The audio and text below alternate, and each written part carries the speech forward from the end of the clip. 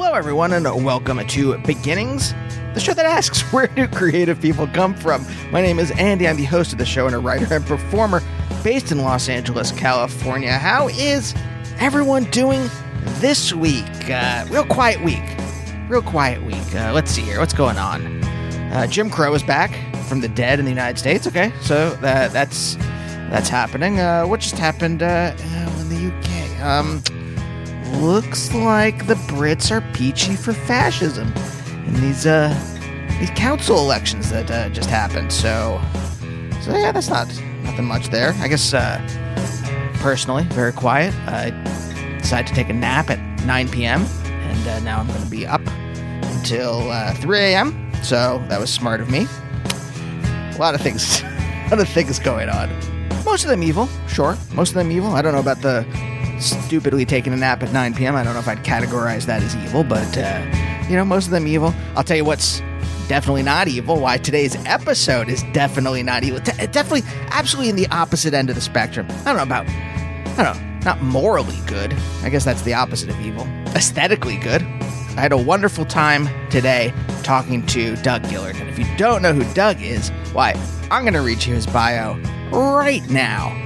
Born in Sandusky, Ohio, musician Doug Gillard performed in a number of punk groups in high school, and in the early 80s joined the Cleveland rock band Death of Samantha.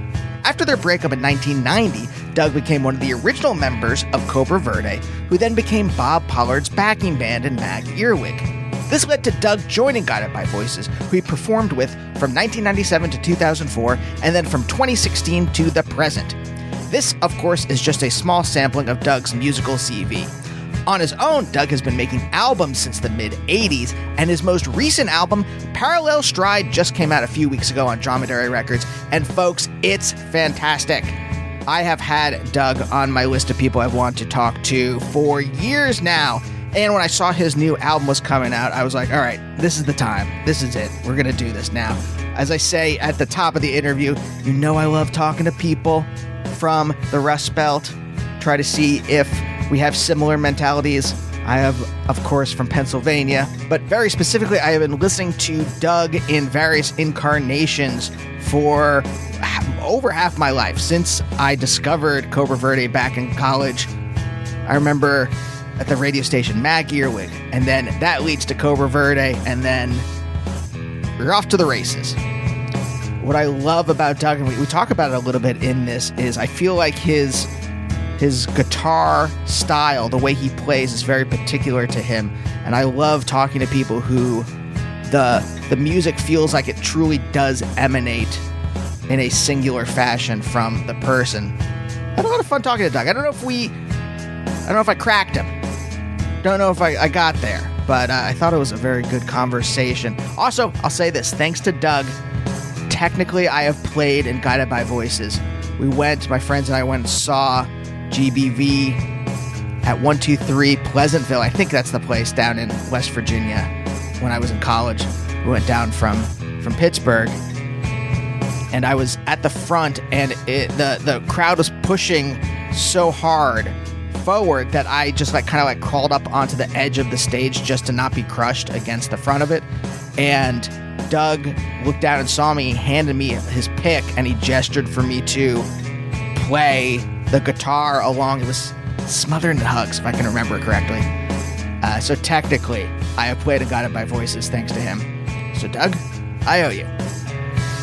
Anyway, before we get into the episode, just wanted to preview a couple talks coming up. I just spoke with Michael Edison Hayden. If you don't know him, he is a journalist.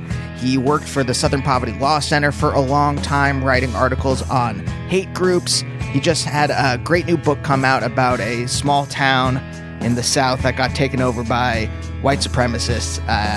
It was a really good talk. I also just talked to Dusky Reski from Rocket Ship, another great band that's been going for decades. So stay tuned for those, but for now, let's talk to Doug.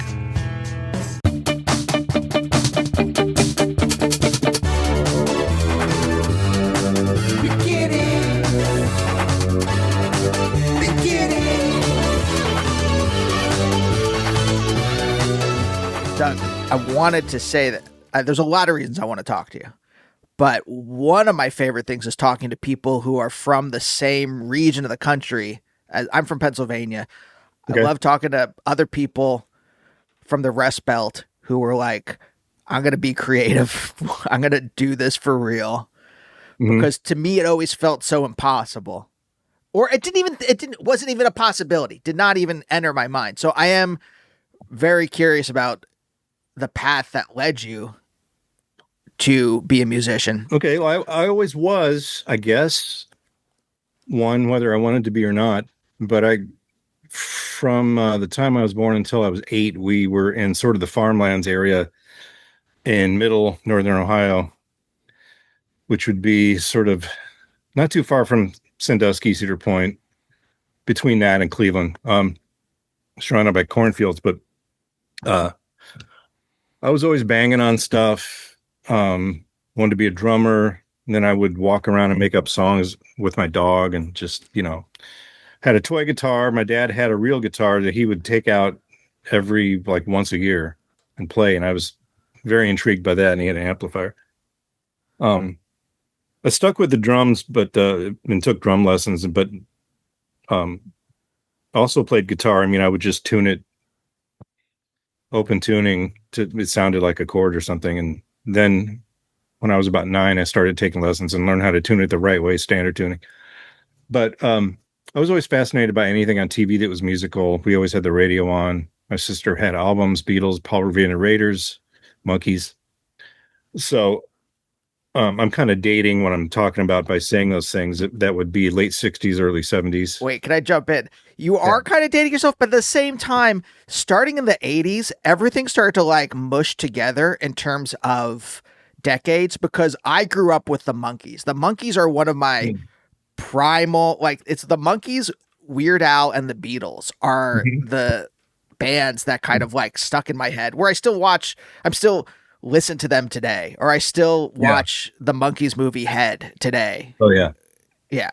So it is, but at the same time, as you were a teenager, I think everything the postmodern era started to mush it all together to where now it's all kind of I don't know what decade anything's from. Yeah. Yeah. The Monkees had the resurgence probably in the mid 80s, and there was a new Monkees, and the other Monkees got back together and everything. The TV show probably never left. I think it was always in some kind of syndication, right? But the Archies were on TV as a cartoon at that time. The Jackson 5 had a cartoon. But a lot of bubblegum music, AM radio we always had on. And the AM radio station, and most stations were like this. The one we picked up was from Detroit, CKLW. So I heard a lot of bubblegum, a lot of glam, but also soul, Motown. It was kind of all together, and there was also a local sort of countrypolitan station we would have on my folks liked. So to be Charlie Rich and hits of the day, whatever, John Denver. Anyway, I just always loved all the music and listened to the records and would kind of play along, and always wanted to make music. My sister married a guy that got stationed in Germany. So they moved to Heidelberg, Germany for 3 years. And in order to communicate back and forth, instead of writing letters, my folks bought a 1/4-inch JCPenney tape machine, reel-to-reel tape recorder. Very simple one, but and we've sent these little reels back and forth, Dougie's in school today, and he just started 2nd grade, and that kind of thing, just to communicate. And Cheryl would send what they were doing back and forth. And I got the idea, hey mom, I have a song, can you record me? So I started recording these songs as a kid. Just one track? Yeah, it might be 2 tracks, but I'm not sure. It wasn't stereo, so just 1/4-inch tape. And so I accumulated some songs there, and they were mostly about animals and stuff, but sure.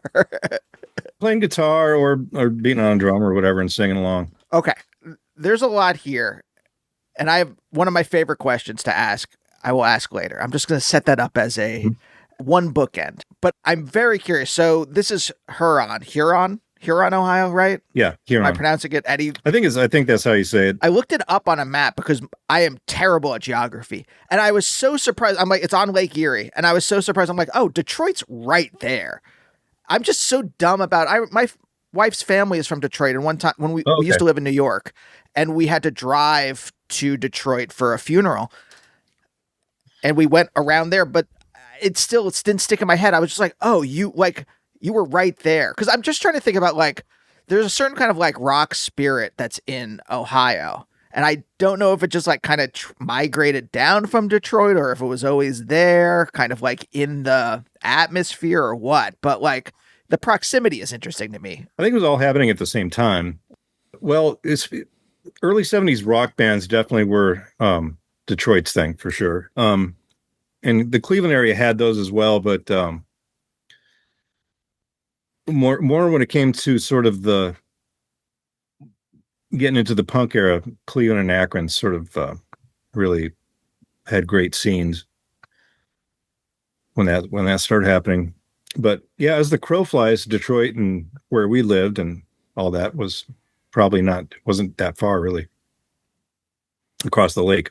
But yeah, do Detroit and Cleveland sit as, because Cleveland's also there to the east. If I I'm so bad at geography, but it's there to the east, correct? And do those sit as like beacons to you? Like, oh, these are like the cool cities to go to, or are they just like, does that not even enter your head ever? I never really thought of Detroit that way, but my brother went to General Motors Institute in Flint, Michigan, so we were always going up to Flint to see him. He was in college when I was in elementary school. There's that much of an age gap, but we'd always go, turn right at Toledo and just go north, go to Flint and stay with them for a couple days and come back. But yeah, I didn't really know anything about Detroit or Windsor. Windsor was actually where the transmitter for that station was, but CKLW. But just really, I guess I learned that Motown was from there at a certain age, but it didn't really hit me that was where it was all happening. But I mean, Cleveland itself also had a really burgeoning great soul and blues scene. But I mean, I was little when that was happening. Yeah. But yeah, Cleveland definitely was the big city, though, to me. Yeah, for sure. Yeah. Was there something pulling you? Because you said you were into music, but was it? We tend to like reconstruct these stories, knowing who we are now, and saying like, well, it was inevitable that I would show up as this person now, right? Was it like you, and the way you said it was like, yeah, you were drumming, you were writing songs about your pets or animals and things like that. Was there anything else in the picture, or like once you kind of started to get that into your head, did that just like take over and it was the focus of everything? It always kind of was, but I was always studying and going to school and getting good grades, and I really didn't know what was going to happen. I didn't set a course for myself and said, this is definitely what I'm going to end up doing. I'm going to, by hook or by crook, I'm going to be in rock and roll. But I guess I always had that going, always tried. I was in school band. I played drums in a marching band and symphonic band and percussion and everything. And at the same time, I was in the stage band, which is the jazz band, on guitar in junior high and high school for a little bit. Last 2 years of high school, I wasn't in the band. I was in other bands. I was in bands.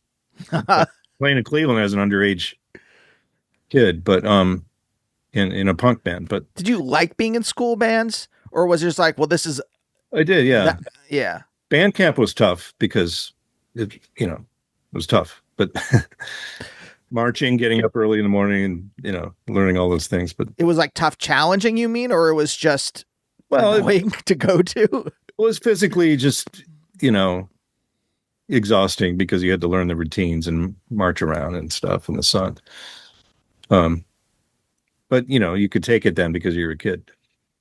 It wasn't that big a deal. I mean, it was fine. It was fun. There was camaraderie and community and everything. And so, yeah, I played snare drum in the marching band. Did you like being part of? It seems like to me, when I think of marching bands, and this, I'm just like trying to put myself back in high school now and as a spectator, but like, and I had friends in school band and orchestra and stuff like that. So I'm trying to like imagine them. Like, it feels like that is if someone has an ego, and I don't know if you do, but I'm just saying that, like, to me, I think about like being in like writing my own music and how there is some part of like ego in that. And there's a difference between that and then being part of a larger organism, not only just being part of a larger organism, but being part of a larger organism that's playing famous orchestral pieces or famous, I don't even know, what does jazz band play? It's not like they're playing like Miles Davis or anything like that, is it? No, no, it was more sort of populist sort of jazz, things written by Bill Conti, who wrote the Rocky theme, and Oh, sort of, I don't know how to describe it. Blues, rock, jazz, sort of a thing. Something that high school kids can master that involves some horns and things like that. It wasn't very complex or anything, but it was fun. We had to read some charts, and in marching band we would play. I think we played "I Can't Go for That, No Can Do," among many others. I'm a man. Not what I was expecting. Well, that was like 82. Yeah, we were playing that at the time, and I forget what we played in symphonic or concert band, but yeah, I haven't really had to remember what we played for a long, long time now. So I guess I really expected like Bach, Beethoven, maybe Debussy or something like that. I did not expect 80s soft rock hits. All right.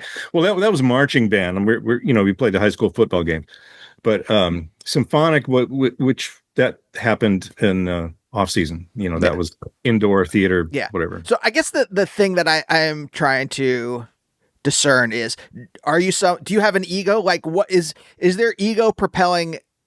And that's not a bad thing, by the way. I'm not saying this as because I certainly do, but like, is there ego propelling you? Did you learn that in high school? Like, oh, I kind of want to be more towards the front of this, or a larger part, if it's like there's a difference between a marching band with, 40, 50, 60 people and a rock band with 4 or 5 people. Yeah, sure. I mean, you want to be like the people you hear on the records or see on the TV. I had Who records pretty early on. Like, I really liked what Pete Townsend was doing, or I liked what Keith Richards was doing. I love the Beatles. Wanted to be one of them. I wanted to be one of the Monkees, although I didn't know at the time they weren't playing the stuff necessarily. And it wasn't like I've got to be the leader. I've got to be the main guy. I wanted to do a good job, and I wanted to play well and be recognized for playing, I guess. I was trying to learn solos. I was trying to learn how to solo, learn chords, just trying to get by making music, really. So it's passable and that people thought it was good, Yeah, there's ego involved. I mean, one of the first records I had was a Chuck Berry compilation. So I don't even know where I'm going with that. Well, I mean, to me, you just saying that makes me think like, oh, well, this person's record, this is their name. It's not The Who. Yeah. It's not right. Leonard Skinner, whatever. I don't know. But like, it's not a band name. It is the person's name right there on front of the record album, on front of the sleeve. Yeah. So I didn't really think too much about all that kind of thing, the dynamics of getting along with other members, or being the leader or not, or who would take center stage. You just don't think about that. You just kind of think about, I want to be part of this. I want to be, I was always getting up and playing guitar for talent shows, the school talent show or whatever, or the classroom talent show. I recorded a Calling Dr. Love by Kiss instrumentally. I did this kind of tape to tape thing somehow between the cassette and the reel to reel that we had, and made a backing track. And I just played lead as the melody. I didn't sing or anything. In reading class, with our reading class in 6th grade, I had a talent show. Yes. Everyone else read poems or did something else, and I did that. I didn't win, but I was just always trying to play in some capacity, I guess. Yeah. No. But 2 things. One, that gives me a better idea, right? Because to me, if this is what you're doing for school projects, like all of my school projects were somehow I'm writing like a comedy sketch or I'm making a comedy video. I mean, this is I in the 90s. So like I'm doing this on VHS tape and then using 2 VCRs to edit stuff together. You know, it's that kind of thing in the same way that you're doing that with tape recorders, right? In the 70s and the 80s. But like that was the thing that was preoccupying my mind. I didn't know that that's what I wanted to do. But also, you know, the thing I asked the second thing then, to go back to Ego, which is like, well, you have a pretty distinctive playing style. Like I kind of can know that you have, that it's you if I hear a guitar line. And so to me that there's something about that when I talk to people who have a style, who have a specific kind of, like I can feel them in it.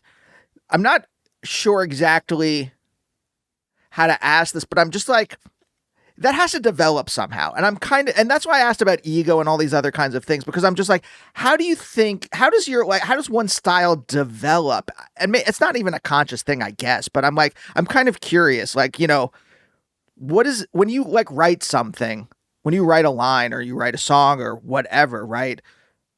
How is that coming out of you? That's so vague. I'm sorry that was a vague question, but do you know what I mean at all? Yeah, you mean a musical line, a guitar line? Yeah, it's like very specifically you. I don't have a clear answer for that. I guess I always go for something melodic or something that I think is catchy, that fits the chords or maybe purposely goes against the chords. Depends on what it calls for, and it depends on what the project is. But yeah, I mean, I was always into what I told you, some of the records that we had and things that were going on. Around 77, I was probably 11 years old, and Frampton Comes Alive was the huge thing. And I'd already taken lessons for a couple of years, and so I got the record because kind of had to have the record. Everyone else had the record. And I started kind of playing along to it. And I thought, man, he's doing really melodic sort of leads. And I mean, not just the hits that are from that, but the deep album cuts and stuff. It's like, well, this is interesting. This is cool. And that sort of shaped the way I approach things. And a couple years later, I really got into the Cars a lot. Elliot Easton, especially his playing, which was really concise and composed solos and really great, really smart, very melodic too. And then I started getting deeper and deeper into the new wave and really loved XTC and really loved the first Pretenders album. I don't want to call them new wave. They wouldn't like that, but just all, you know, stuff that wasn't the mainstream, stuff that was when you're in the Midwest and the things on the charts are Styx and Kansas and things like that. You kind of gravitate towards more refreshing sounds, and that was the thing then. It really was. Okay, yeah. I think this is. We're talking about 79, 80, you know. Yeah. Okay. Before it discovered college radio. What was it that gave you the confidence to be yourself? Does that make sense? Like I have friends who were in orchestra and band in high school and they liked this, and there's nothing wrong with Fish or Dave Matthews Band or whatever. Like it's not for me. I don't care. Mm-hmm. But like they ended up just like, that's the kind of music, whatever was kind of on the radio, they kind of liked, and they didn't write their own music and they didn't go off in that direction. And this stuff appealed to you.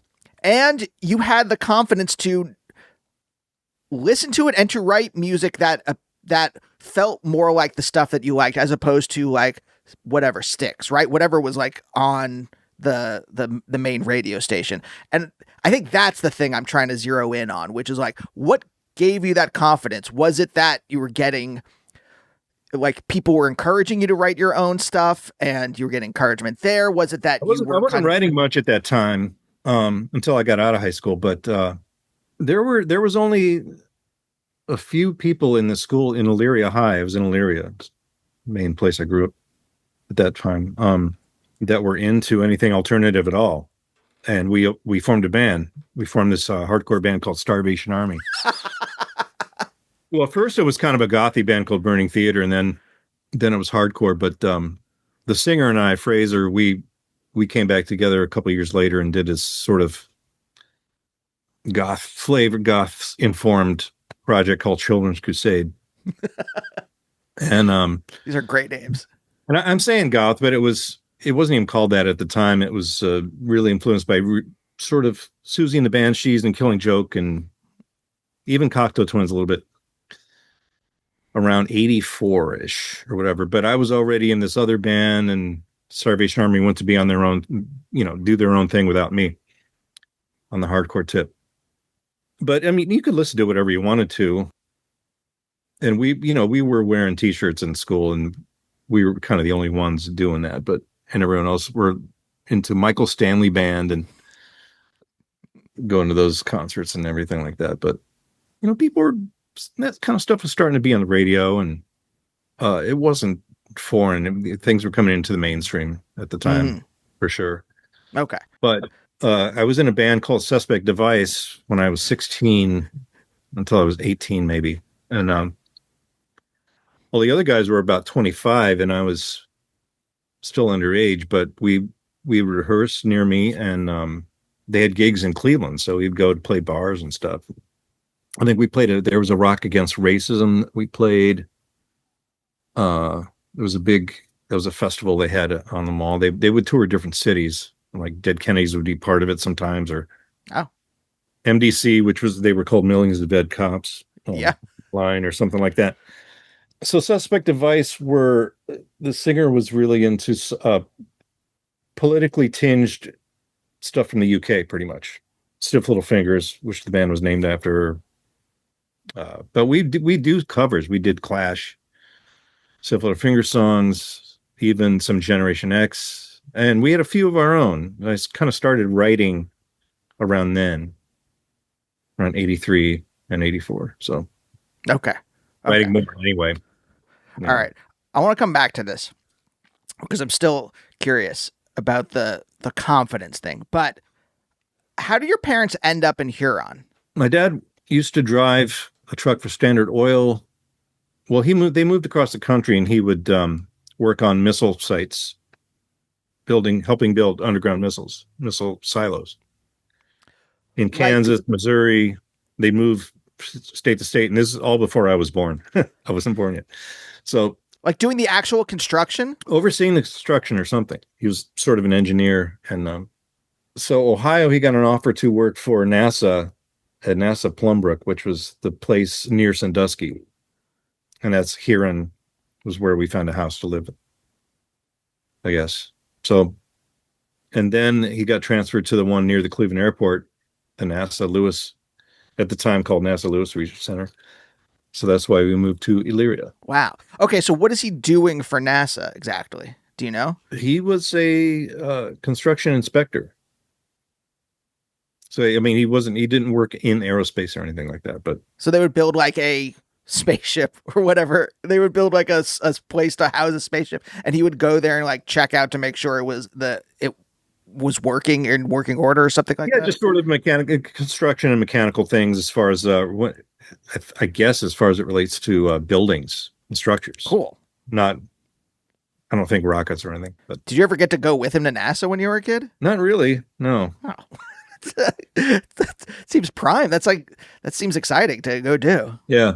All right. That's a bummer. That's so long ago. It's hard to remember all this stuff now, but yeah. But okay. So what kind of person was he? Like if I hear engineer, I tend to think that someone's more logical, kind of like buttoned down, but like what was he actually like? He didn't go to school for engineering at all, but he was just very handy and very like mechanical minded. And pretty quiet, diligent, and he could build anything. He built me a go-kart when I was little, out of a lawnmower engine, and he welded the frame together. And he was, he did play guitar, but he was never in a band of his own, and it was just a hobby. He had it wasn't called K Old Craftsman, but that's really what it was, a thin twin guitar that from Montgomery Ward's, with an amp from Montgomery Ward's he got in 55. I still have the amplifier, but he traded the guitar in for my first guitar when I was 9.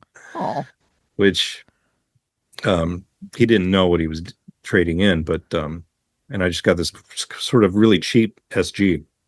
I ended up replacing it later, though. I found a replica. I found a K-old Craftsman at a store in Cleveland that was from around that same year. So I have that, and I used it in the Bulldog Skin video that Gotta Be Voices did in 97. Oh, okay. Okay. So did that kind of the precision that he had in his work life, did that also carry over to his guitar playing? Was he I don't know if you can remember at all. He just played sort of boogie woogie sort of Chet Atkinsy sort of style, I would say. Well, not as proficient as Chet Atkins or anything. It's kind of simple country rock and roll sort of flavored, very mild, but it reminded me of some of the playing that you hear in the interstitial music in Beverly Hillbillies. It's all guitar stuff. It's all electric guitar, but it's very, kind of homespun stuff. Okay. What about your mom? She was a great mom. She was a teacher's aide at some point, and she encouraged the music stuff. I mean, not encouraged. No, they weren't stage parents whatsoever, but they saw that I had a, capacity for it, and I guess I should say indulged me a little bit, and put up with it. They really didn't want me going into rock and roll necessarily, but they knew they couldn't probably stop a lot of things. So. Did they have a specific want for you? Were they like, hey, why don't you try engineering, or why don't you try teaching, or anything like that? Not necessarily. Not necessarily. They just wanted me to do well in school and figure out what I wanted, I guess. But there wasn't a big push to towards any specific field, and they knew how involved I was with anything musical. So, I mean, I guess the idea in those days was to go to school to try to get a degree in something that wasn't music. And I did, but I went to school. I didn't graduate though. And I was on the college radio station, and that was occupying a lot of my time, and I was really into that, and also playing in Death of Samantha and bands, and at that time in the mid 80s. Yeah. Once you started playing in bands of your own, was there any kind of thought of like, oh, well, maybe I'll just do this on the side and I'll get a job as blank, a banker, I don't know, whatever, right? Or was it always like, okay, well, this is now the focus, and this is going to be the focus until something stops me? Yeah, I thought I was going to try to get some kind of degree and see what would happen, but I don't know. I think I just was too into playing shows and procrastinated things too much. And did you procrastinate on purpose? Like, not really. No, I was just going with the flow. I mean, I had jobs and stuff, and so it wasn't, but they weren't jobs in any sort of thing that would have a future. It would be working at Kinko's or waiting tables or something. Sure. I mean, was there a plan, or was it just like, I like doing this, I'm just going to keep doing this and we'll see what happens? More of the latter. Yeah. Like if say you had never left Ohio, do you think you'd be happy? Possibly. Yeah. I mean, the cost of living in Cleveland was a lot cheaper than anywhere else. But yeah, I'd be happy. I mean, I was there for a long time though too. Until 2005, I'd say. But even if like none of the musical stuff ever took off, but you were just playing music, you think you'd be a happy person? Yeah. Yeah. Nice. Probably. I mean, can you talk to me a little bit about Ohio? The thing that I think about a lot, I talked to David Thomas a couple years ago, and the way he described Ohio in the 70s was kind of, and this may just be like his part, but like that it was kind of like a wasteland, that it was like economically kind of like falling apart. And that gave him a lot of opportunities to just do what he wanted to do. And that's always stuck in my head because I'm like, oh yeah, I think that was like a lot of the Rust Belt in the 70s. Because I started making music very specifically in Pittsburgh when I went to college in the 90s, in the late 90s in Pittsburgh. And there was that spirit there that you can just do whatever you like. Anything's possible. If you have an idea for something, just do it. Yeah. And I'm wondering if that was like what Ohio was like when you were growing up and when you started playing music. Yeah, in a way it was. There were outlets for it. I mean, there were things you could get on college radio. You could possibly get on a label, maybe. There was still a lot of competition even then, but you had a pretty good chance of getting reviewed if you sent a cassette into Maximum Rock and Roll or Tape Op, or not Tape Op. I'm thinking of these magazines that existed from the West Coast back then, Puncture and anyway, these sort of independent magazines that would always review stuff. But yeah, I mean, there was a sense that you could definitely do something. I mean, there was college radio. That 2 or 3 of the stations in Cleveland had shows that featured local bands, meaning they would have a show every week where a band would come and play live. And that was sort of a goal for some of the local bands. And you could always do that. And you could always get gigs usually. So, and there was a pretty healthy scene by that time in the early 80s in Cleveland and Akron. I mean, we played Kent a lot. We played Kent State a lot. Well after what went down there, right? Well, I'm trying to think of I should say Kent State. We played Kent. We played clubs in Kent. Yeah. We didn't really play the university. But yeah. You're the youngest of 3, question mark? Of 4, yeah. Of 4, youngest of 4. So do you think by the time your parent, like, I think about this a lot. My wife and I don't have kids, but my sister does. And that takes a lot of heat off of it. My parents don't bother us about like having kids. Yeah. I think my sister takes a lot of heat off of that. And I'm wondering if your siblings took a lot of heat off of you and your parents was like, hey, let Doug do whatever he wants to do. The older siblings are, we got certain, what'd you say your brother went to school for specifically? Something professional, it sounded like? My oldest brother was he was an engineer with General Motors. Right. He worked with Buick and he would test drive cars. And yeah, he was definitely an engineer for sure. Other brother was a career Navy. He was a Navy officer for a long time. My sister was a successful school teacher, then principal. Whoa. So do you think that took the heat off you? I think so. Yeah, I think it took some heat off. Although my folks weren't around, my mom was, but my dad passed away when I was 15, and so he didn't get to see a lot of that. But my sister had already had, my sister and brother had already had the kids, so there were a couple of grandkids already trundling when that happened. So did that change your path at all? Like, because it seems like you also started playing, and this is just possibly coincidence, but you started playing in your own bands. Then, like, it seems like a year or 2 later.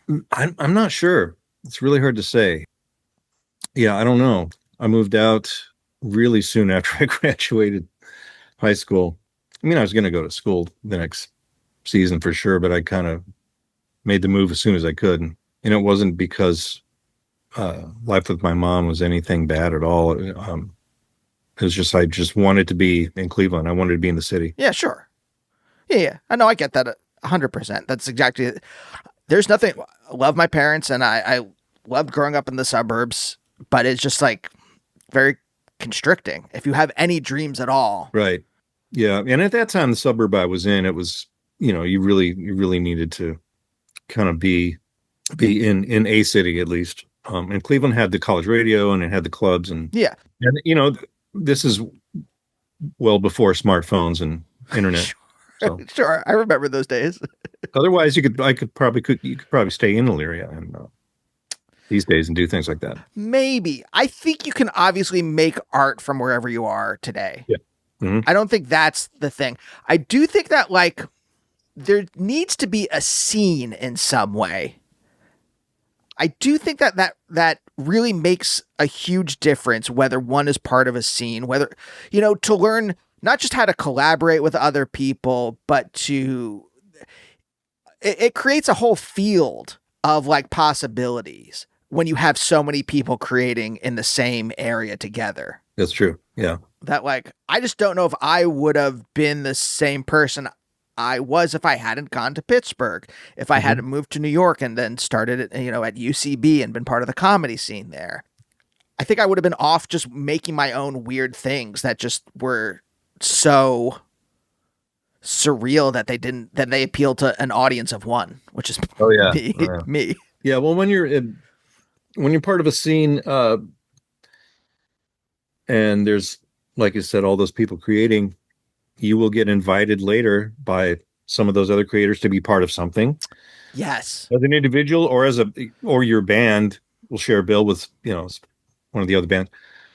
Or you might think of one of them and invite someone else to do something, a project that you're doing, or many things like that happen all the time, Whether it was a friend who was doing an experimental show and invited all the guitarists he knew to sit around in a circle, and he would hold up cymbals, and those kind of things happened. Music concrete, all that stuff. And art shows, or you'd play at a poetry reading or something, and something different than the nightclub sort of punk scuzz rock shows that you were playing that would happen then. But yeah, so, and college radio was always part of that as well. And the DJs were knew the people in the bands, but, and Cleveland, it wasn't a huge town, but it was big enough, And yeah. I think around that time, every city of that size had that kind of thing going on. Minneapolis, Cleveland, Detroit. And it was a unique time because things were changing from mainstream to sort of alternative. There was an outlet for alternative things. College radio was becoming a thing, becoming a market, I guess, for labels to sign or have a side label to sign. And there, a lot of independent labels were rising up as well. So the thing to do was to, it's very popular to say, I hate corporate rock. I don't like major labels and things like that, because those were the things that were shoved down your throat in high school. And you're just so used to what was on the charts, and you got sick of those things. Well, you're older than me, so maybe you have a better grasp of this, but I've always been very interested in how in the 80s into the 90s, somehow a space opened up in that mainstream for there to be weirder bands. Mm-hmm. REM was on the radio, then Nirvana. There was enough. I mean, to the point where, like, the first like full Guided by Voices album that you were part of, right, was like, I remember hearing, I think if I remember correctly, Teenage FBI on the radio. Like, there was space for that for a moment that then closed up. And I don't know what was going on in the culture or what was going on financially. I mean, I assume that it's a business decision on the part of some major record labels, that allowed that to happen in the first place, rather than it was definitely. If there was a market, then that's why they would sign bands like that. And it grew and grew from the early 80s on, to get to that point. I first heard REM on college radio and thought, wow, an American band is doing this? Because at the time, there were lots of American bands playing hardcore and this and that, and it was great, punk bands, but they were doing something completely different.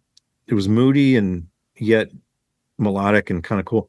But it took a lot of growing and a lot of sort of bands touring all around to get sort of alternative to be at that point. But it's not cut and dried, because in the early 80s you had the Go-Go's on the radio in 82, and bands that they called new wave and synth pop bands and stuff. So I mean, yes, not so cut and dried, but obviously Nirvana sort of, their signing and becoming large blew things open. And yeah. When you said you were, when were you at UCB? I was a student starting there in 2009.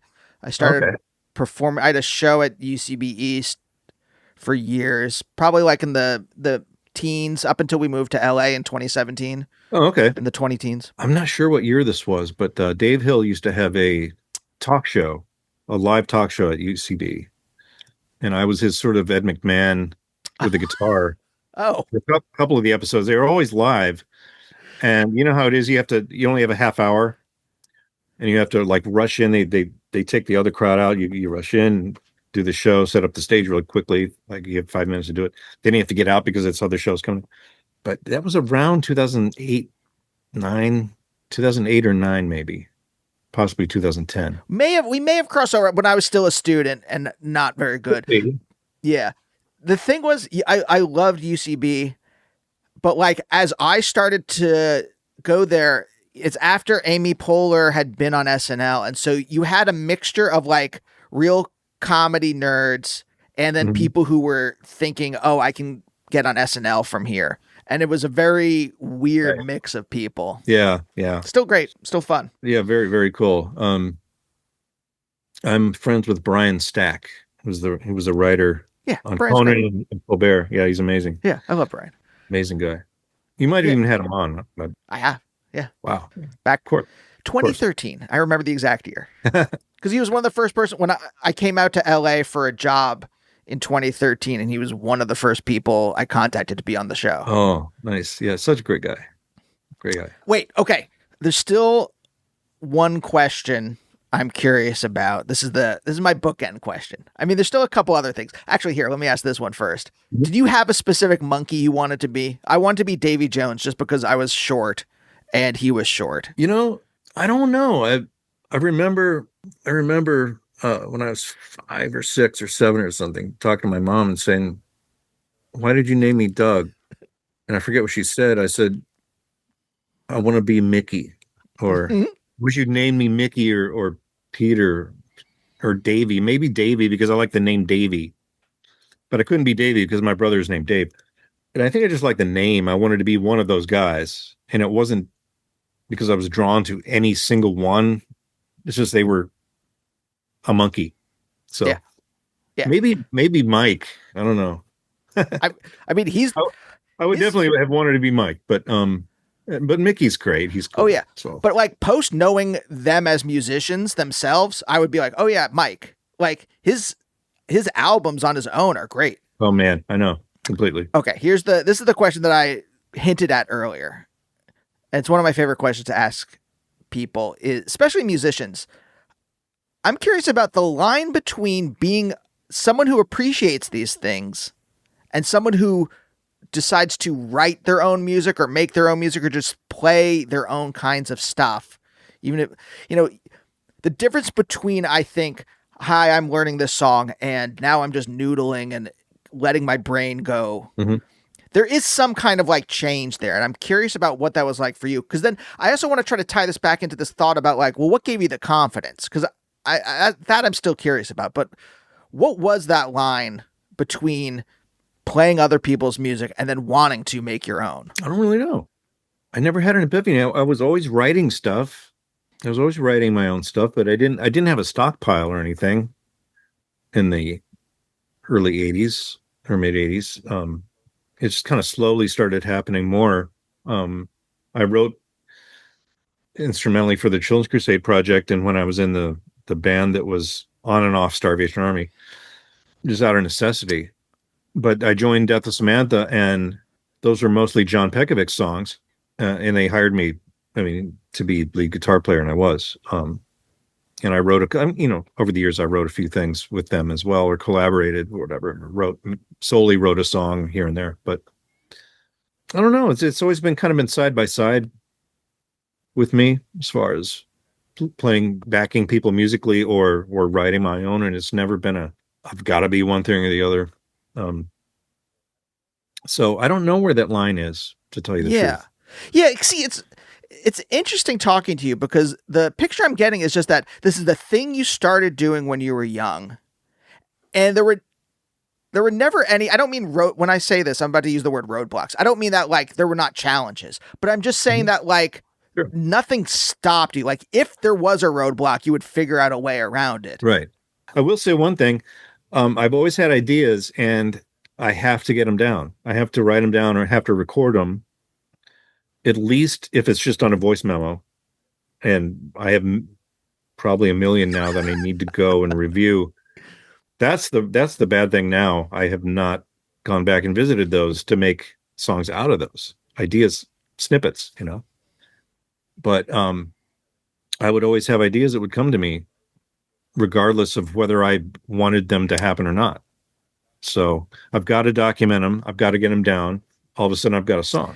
So at least a musical bed, Does the same thing happen to you that happens to me? If I have an idea and I can't even just like write it down, I start to get, I don't know if anxious is the word, but just like irritated that I can't get this thing out of my brain. Yeah. I like that it stays in my brain. I'm more fearful that I'm going to forget it. Yeah. So I've got to get it down somehow. And if I didn't have a phone around or, the smartphone or whatever, if I was on a plane, I'd write it down. I just like write the notes or chords down and see if I could remember it later. But I used to call my answering machine if I had an idea. Not a lot, but sometimes I would. Yeah, no, I totally get it. Landline situation. Because I couldn't forget this chord progression or this note configuration or whatever, this melody idea I had. Or maybe occasionally it was lyrics or vocals, but usually musical lines, or bass lines even. Because if you have something unique and you think it's unique, you've got to do something with it. Yes, but that's the thing that I think I'm trying to figure out is it just that? Let me try it like this. What do you think in you wanted to make something unique or wanted to? I was obsessed with being iconoclastic or an individual. I wanted there to be like a singular person. This is where this goes back to ego a little bit, and maybe this is like a malignant version of it, where I'm just like, oh, there's so many humans on Earth, so many humans have lived. I want to be like particular. I don't want to be just another human being that lived and that was that. Right. Is that in you too? Yeah. Are you talking about musical genres or are you talking about path? Talking about like I just talk about making music. Like I wanted to be. When I write a song, and I'm not professional, obviously, but like I still write music, and I hear it like and I like come up with a chord progression. I'm just like, like say it's like A, G, E, whatever. I don't know. I'm just like, I've heard it a million times before. What else can I do with this? I'm always doing that. I'm always kind of striving to make it a little different or see how I can work around and make it so not typical. Or can I live with that chord progression that's typical and put a melody in there that's different? I'm always doing that. Yeah. Yeah. Always trying to do that. Or maybe it's the shape of the chord. Maybe the color of the chord is more clustery and more major seventh or more,